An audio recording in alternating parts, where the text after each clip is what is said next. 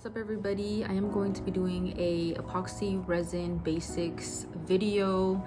It's going to be pretty simple. I'm going to just be going over the basic stuff that you need when working with epoxy resin, and I will be kind of going over the excess stuff that I did invest in that really makes a big difference when when you got to work with resin. So the number one thing that I do want to urge you to get is a respirator mask. The reason why you want to get a respirator mask is because working with resin is extremely toxic. The fumes will literally cause health issues that you do not need. So definitely get one. I have this respirator mask right here. I got it from Lowe's. I believe it was around, I don't know, $35 to $40. And it is a specific mask for vapors. You want to make sure that it's for vapors, because if you're using the wrong mask, there's just really no point in you using the mask. So make sure that you get a vapor mask only, and you want to make sure that you are replacing the filters. You can't just use this mask forever and think that you don't have to replace the filters. You do have to replace them. It depends how often you will be working with resin. I would say replace them every week if you really work with resin a lot.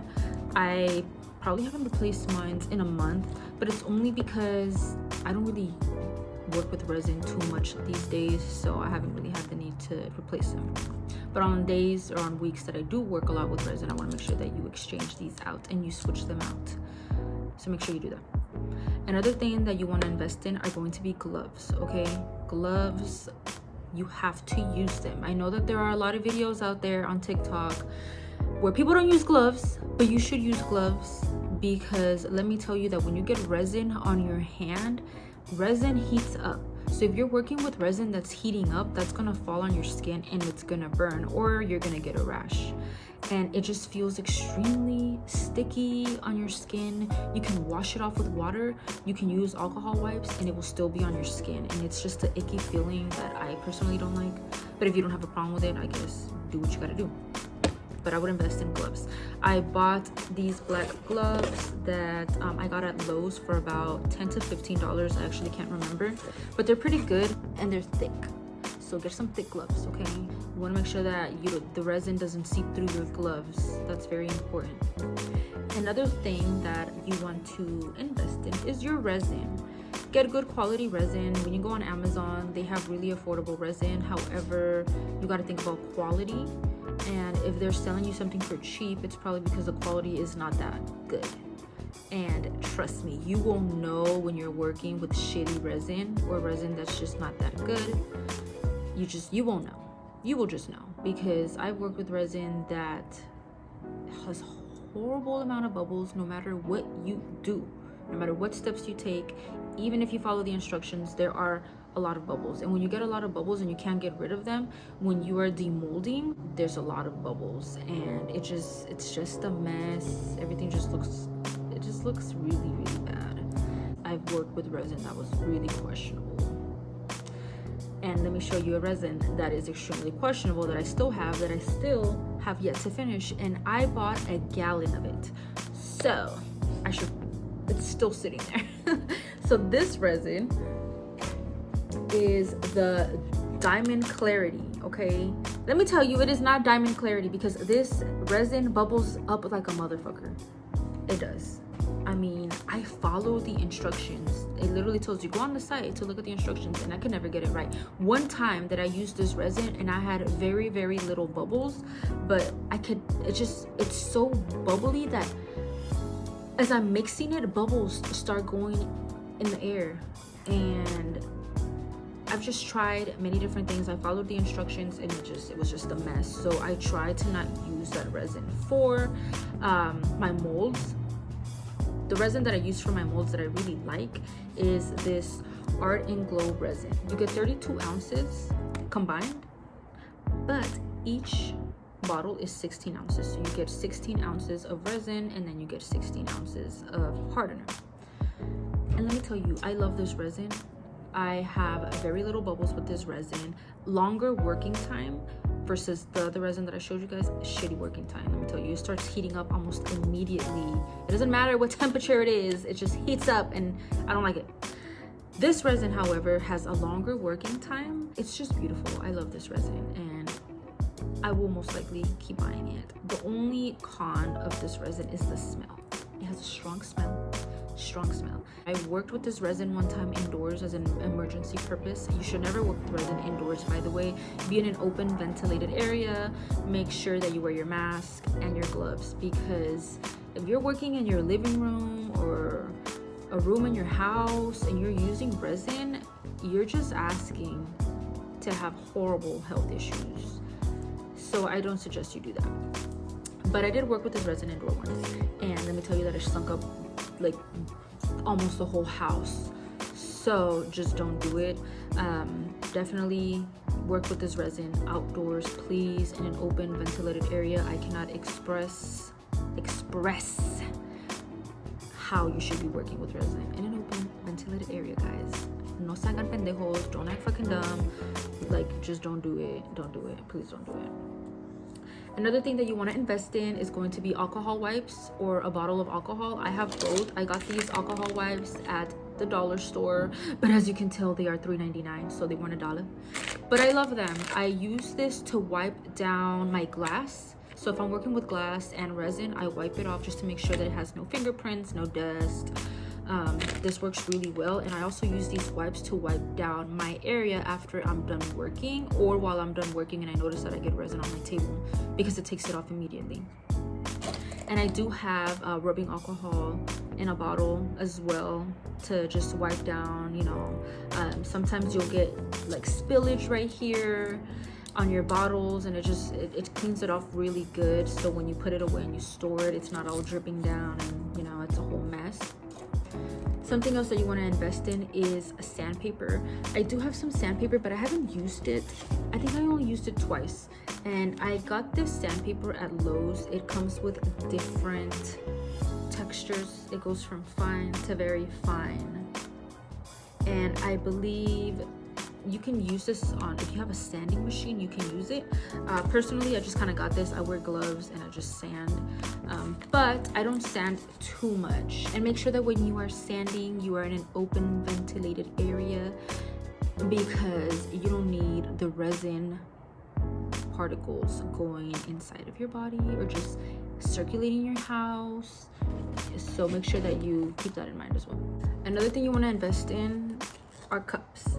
These you can just go to the dollar store. So I would suggest you go to your local 99 or dollar store to check if they have cups, because you're going to be going through cups like it's no tomorrow. You will be using these and just throwing them away, unless you invest in silicone cups, which I want to try out. I've never actually tried them. That would be a little bit more environmentally friendly. And then I also got these cups. They kind of look like medicine cups because they have little measurements on the side. I'm not even sure if you can see them, but there's little measurements. And I use this when I'm working with, you know, just doing really small projects that don't involve a lot of resin, and I really just need to measure, you know, correctly my resin. So these are really nice. I got these at Hobby Lobby. This pack was kind of expensive. I mean, $7 for this. I mean, I don't know, but use a coupon. Just use a coupon if you're gonna go and buy these. When it comes to mixing your resin, I know that a lot of people use popsicle sticks. That's fine. However, just keep in mind that they are extremely porous. They will create more bubbles in your resin when mixing. I didn't know that prior to when I bought these. So now I just have a lot of popsicle sticks. I do use them sometimes though, because, you know, I don't just want to waste them.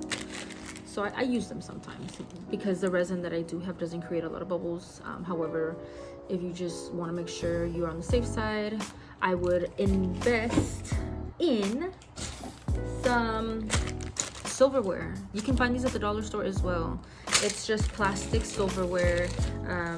If you use plastic or silicone to mix your resin, it's not porous like the wooden sticks are, and thus minimizes your bubbles when you're mixing. So I use the knives. I was trying to see if they had a pack with just knives, but they don't. So I am stuck with the rest of these. I have forks and spoons. However, because we improvise in this house, I use the ends of these. You know, you could just use it. If it's a spoon, use this side to mix. If it's a fork, use the opposite side to mix, and they don't go to waste. So I would probably use plastic or silicone mixers. You could even find like little tiny silicone tools that they sell sometimes at TJ Maxx or Marshall's for cooking. You could use that to mix and you're good, you know.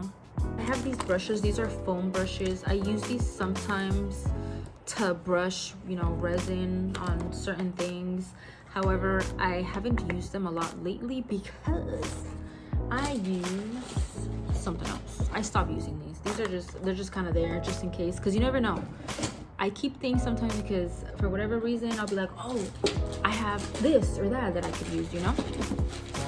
But I actually bought some paint brushes. I use these brushes when working with glass, so I am able to better control the amount of resin that I am applying on the glass. These work amazing. I got a pack of like 100 of these on Amazon. I think it was only like 11. I would say it was anywhere between $8 to $11, maybe $12. I'm not sure. You don't want to go and invest on really good paintbrushes because you're going to throw them away anyways. The resin, once it dries on your paintbrush, you can't use it anymore. It's done for. You got to throw it away. Another thing that you want to invest in is a heat gun. So you can invest in a heat gun, a small little torch gun. You know, I know some people use the torch to get rid of their bubbles, or a heat gun. I would use a heat gun only because my molds are expensive.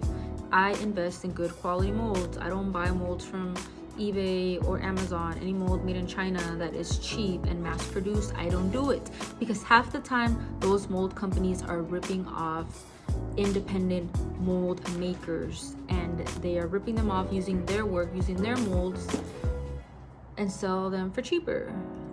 But you don't get the quality. You don't get the good quality. You know a good quality mold when you touch it.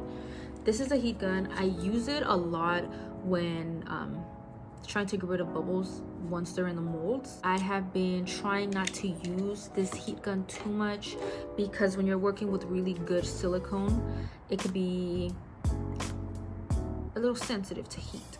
So you want to make sure that you're not using, you know, the heat too close to the mold, because either it will ruin your mold, it could, you know, rip your piece when you take it out of the mold.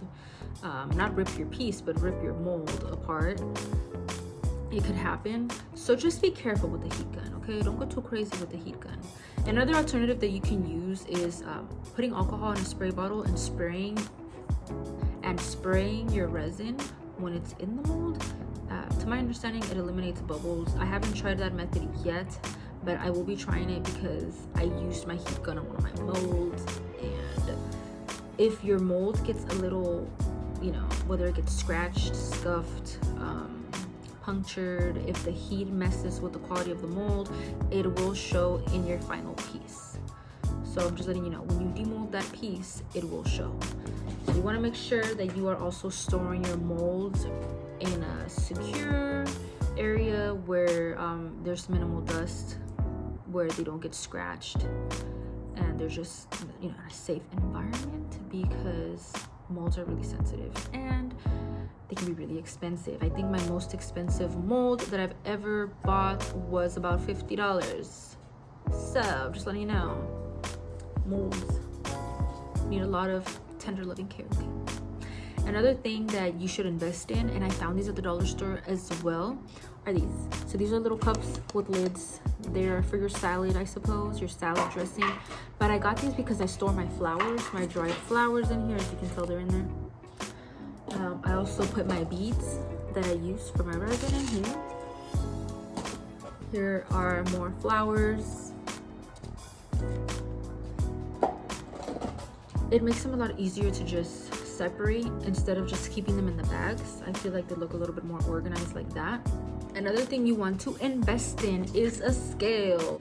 You could use a scale to measure your resin. However, I think it depends on the resin, because for the resin that I have, it's measured by volume.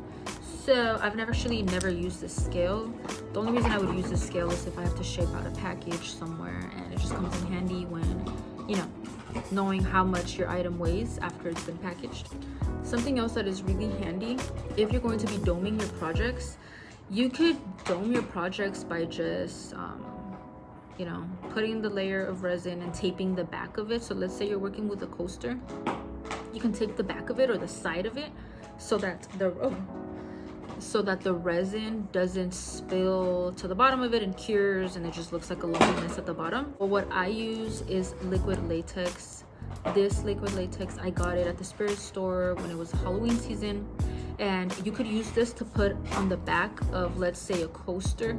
Let it sit for about 24 hours. Make sure that you put a good amount of latex on top to where it's thick enough that you can peel off almost effortlessly. If you do a thin layer, it's gonna be a bitch to pull off. You're gonna be sitting there trying to pull the latex off and to find out that maybe you can't even get it off. Okay, I don't want you to struggle. And make sure to always read the instructions of your resin. Your resin will come with instructions. It will tell you exactly how to use this resin, what temperature of the room is the best temperature for your resin to cure, how long your resin should be curing for, how long you should wait in between layers before you add another layer of resin. Let's say you're layering projects. It tells you everything that you need to know about your resin. So don't treat all resin the same, because the resin is very independent on the company that made it and how your resin is going to pretty much, it's supposed to be treated. So other than that, I think I pretty much went over everything. It has been a pleasure speaking with you guys, and I wish you guys the best on your resin journey. I hope that everybody has a great night, and I will see you guys on the next video. Bye bye.